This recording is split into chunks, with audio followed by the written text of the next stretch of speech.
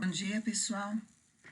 Então, vamos aí a nossa aulinha hoje dessa maneira, sem vocês aqui presentes, né? Vocês do lado de lá, e se cuidando para a gente passar logo por essa, se Deus quiser, não é mesmo? Então, na última aula, a gente falou um pouquinho do que a gente ia trabalhar hoje, que era a psicologia escolar e a psicologia educacional. Falamos um pouquinho dos símbolos, dos significados que a gente tem. E aí também, para quem não estava presente, nós fizemos uma atividadezinha que foi a primeira valendo 100 pontos, e quem por acaso não estava, pode entregar essa atividade, não marquei data ainda, depois eu mando tudo lá para o e-mail de vocês, e digo certinho as datas que vocês podem entregar, tá bom? Mas deixei aí meu e-mail, vocês vão comentar entre 10 a 20 linhas sobre essas frases aí. Não existe aluno problema, existem problemas que afetam os alunos. Mas sem se preocupar com conceitos, daquilo, do entendimento que você tem isso aí do mundo, se você concorda, se você não concorda, não tem problema não. É mais para poder exprimir aquilo que você realmente acha sobre aluno problema ou se isso não existe, tá bom? Então, mandando o meu e-mail, pode fazer em grupo, não tem problema, pode fazer individual, pode fazer em grupo, porque eu sei que está todo mundo aí no seu cantinho, mas vocês podem conversar entre vocês, tá bom? A aula de hoje, como eu já acabei de falar, que vai falar de psicologia escolar e psicologia educacional, mas a gente não pode conceber essa palavra, né, de psicologia escolar e educacional sem falar na palavrinha desenvolvimento. Então, vou até ligar aqui meu laserzinho para desenvolvimento. É isso que eu preciso trabalhar quando eu falo de psicologia. Então, eu separei aqui para vocês algumas coisas que eu acho importante. Por exemplo, aqui, onde ele vai dizer o seguinte: o desenvolvimento da pessoa ele vai se dar de acordo com a interação que ela tem, né? A bagagem biológica, né? Quando ela já nasce, o que ela é, a bagagem cultural, aquilo que ela é inserido, né? No contexto que ela é inserido, e de que maneira essas pessoas vão agregando à vida dela algum sentido, tá? Então, isso é que vai se dar o desenvolvimento, não é apenas o código genético que ela traz, mas é como que essas conexões com o ser, né, o ser que ela é, com o meio que ela vive, vão acontecendo. Então, eu só separei esse pedacinho que diz assim, ó, notavelmente aberto e fixa pouco, ou bem pouco, o que constituirá o seu comportamento. Então, o comportamento do sujeito, do indivíduo, não depende do código genético dele, é claro. Ele depende dessas conexões que ele faz com o meio, com o ambiente social, né, de que maneira tudo isso é agregado à vida dele, essas experiências que ele tem com o grupo. Então, a primeira coisa que eu preciso compreender aí é o que é esse desenvolvimento, até para eu poder trabalhar, saber quando você fala o aluno desenvolveu, o aluno não desenvolveu, né, como é que eu estou avaliando tudo isso. Aí, separei essa, que talvez seja a que melhor vai entender aí, definir tudo que a gente falou, que vai dizer o seguinte: a realidade dos nossos semelhantes implica que todos nós protagonizamos a mesma história. Eles contam para nós, contam-nos coisas e sua escuta tornam significativa a história que nós também vamos contando. Ninguém é sujeito na solidão e no isolamento. Sempre se é sujeito entre outros sujeitos. O sentido da vida humana não é um monólogo, mas provém do intercâmbio de sentidos, da polifonia oral. Antes de mais nada, a educação é a revelação dos outros, da condição humana como um concerto de cumplicidade inevitáveis. Então vamos entender o que ele fala aí, né? Tudo o que ele diz aí para a gente poder compreender. Então ele vai dizer o seguinte: que você é o protagonista, que alguém vem e te conta história. Então, para que você vá se tornando sujeito, você vai depender das histórias que o outro sujeito te conta. Então, isso acaba te inserindo num contexto. Então, você não consegue ser sujeito sozinho. Você não vai conseguir ser sujeito, porque você vai precisar das conexões, desse intercâmbio de sentidos que ele fala aqui, ó, tá vendo? Intercâmbio de sentidos, né? Então, o outro precisa te contar a história para você se enxergar dentro desse contexto e contar essa história para os outros também. Então, na verdade, ele vai dizer aí que a educação é, antes de mais nada, alguém se revelar. Então, é a revelação do outro. Quando o outro se revela, o outro conta a história dele e, de alguma maneira, ele te insere nesse meio social. E a partir daí você consegue, digamos assim, vou usar aqui a palavra mensurar ou medir o desenvolvimento de alguém, de um aluno em especial. Então você consegue medir se aquilo que foi contado a ele, ele consegue recontar. Né? Se aquela história que contaram para ele consegue recontar. E esses detalhes aí que vão sendo aprofundados é o que vai dizendo aí o desenvolvimento do aluno. Isso a gente está pegando mais no tocante da aprendizagem, mas a gente pode pegar esse desenvolvimento na maneira como ele age no seu comportamento no dia a dia, com o seu coleguinha, né? Nos trabalhos em grupo, como que isso é trabalhado. Então, é uma série de outras coisas aí que a gente vai inserir. A aula de hoje vai ser sobre, a aula não, mas o tópico, né, que eu quero elencar hoje seria a psicologia da educação e educação escolar, que nada mais é do que psicologia educacional e a psicologia escolar, que tem uma pequena diferença. Hoje a gente vai ficar praticamente só com a psicologia escolar, né, vamos aprofundar a psicologia escolar e falar da educacional. Eu queria falar da educacional principalmente depois que a gente trabalhar os teóricos, porque daí a gente tem Piaget para falar tudo, então aí a gente volta um pouquinho na psicologia educacional. Vou citá-la hoje, a gente vai ver a diferençazinha entre uma e outra, mas nos aprofundaremos nas próximas aulas para falar da psicologia educacional. Aqui, embora ele use o termo psicologia da educação e educação escolar, a gente vai usar psicologia da educação e psicologia escolar, ok? Então, a primeira coisa aí, ele vai definir o que é psicologia, né? Que é nosso primeiro tópico aí. Então, ele vai dizer que essa psicologia, ela é o quê? Ela é uma interface da psicologia e da educação e também, como o próprio sujeito, ela está em desenvolvimento. Então, são coisas que não param, elas vão sempre, né? As pessoas vão lá, estudam, o pedagogo estuda, o psicólogo estuda e vão sempre trazendo novas técnicas, novos estudos, novas pesquisas para serem aplicadas tanto no ramo da psicologia como na educação. Nosso foco aqui é a educação. Ele vai falar ainda que esse psicólogo, né, que a gente aqui vai chamar de psicólogo, mas lembrando que muitas vezes ele é o pedagogo. Ele é o pedagogo que vai fazer o papel do orientador escolar ou do orientador educacional. Ele é o responsável pela promoção da saúde mental da mesma, né, da mesma na escola. Então, claro, quando você fala de saúde mental, você está falando direto ao psicólogo, mas o pedagogo ele vai também trabalhar ali alguns mecanismos para que, digamos assim, reine a paz aí nessa escola, né? Então, ele vai atuar com os membros da escola. Quem são os membros da escola? Alunos, educadores e pais. Quem são educadores? O diretor, o coordenador, o professor, as pessoas que cuidam da limpeza, as pessoas que cuidam da cozinha, as pessoas que cuidam da secretaria. Todos dentro de uma escola são educadores.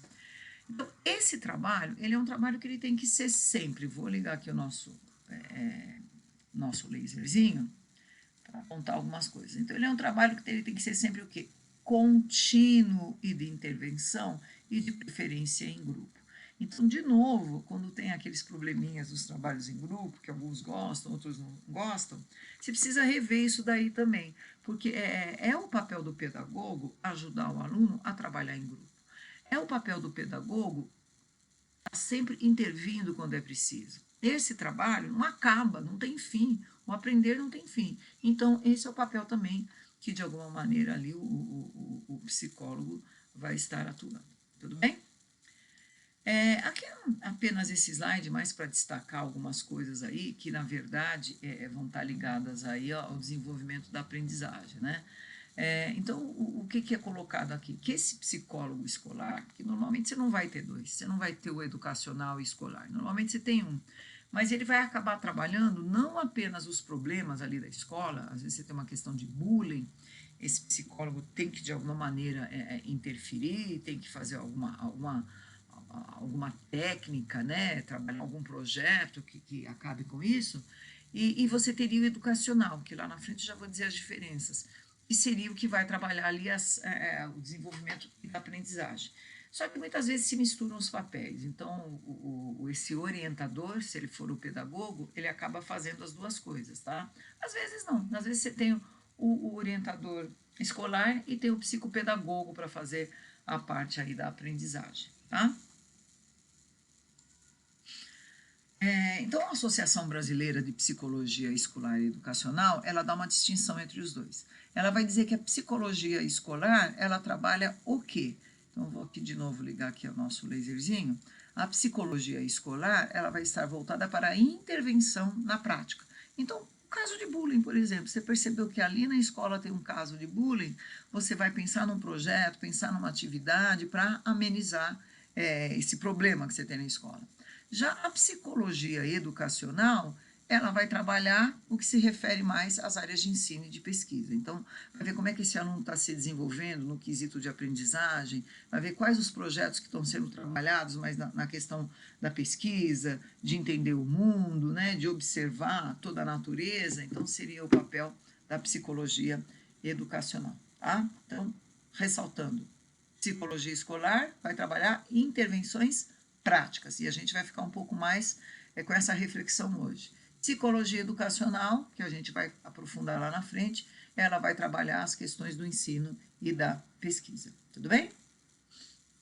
Vamos aqui para o próximo, que é o que é essa psicologia escolar. Essa definição eu peguei lá do dicionário de psicologia mesmo. Então veja que é uma definição lá da psicologia, em que ele vai falar o seguinte: aplicação de conhecimentos psicológicos, especialmente dos pedagógicos e da psicologia do desenvolvimento, às exigências da escola, bem como pesquisa e práticas psicológicas no âmbito da escola, por exemplo, o diagnóstico das causas das dificuldades de aprender e sua eliminação, ou a análise psico-orgânico-social e a melhoria dos processos entre as pessoas, dos fatores situacionais e das estruturas institucionais.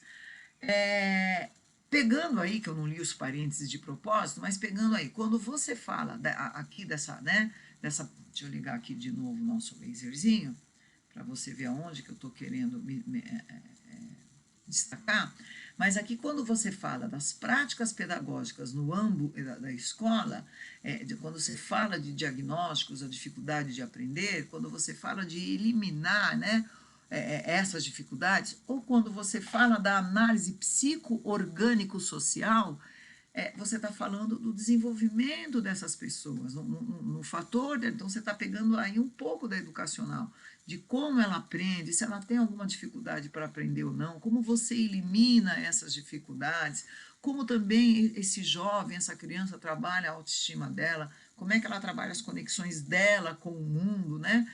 Então, pensando nela mesmo, né? Além disso, a situação, aquele ambiente da escola, será que o ambiente da escola é um ambiente propício para a aprendizagem, para o desenvolvimento da criança? Não só a aprendizagem, mas para o desenvolvimento da criança como sujeito?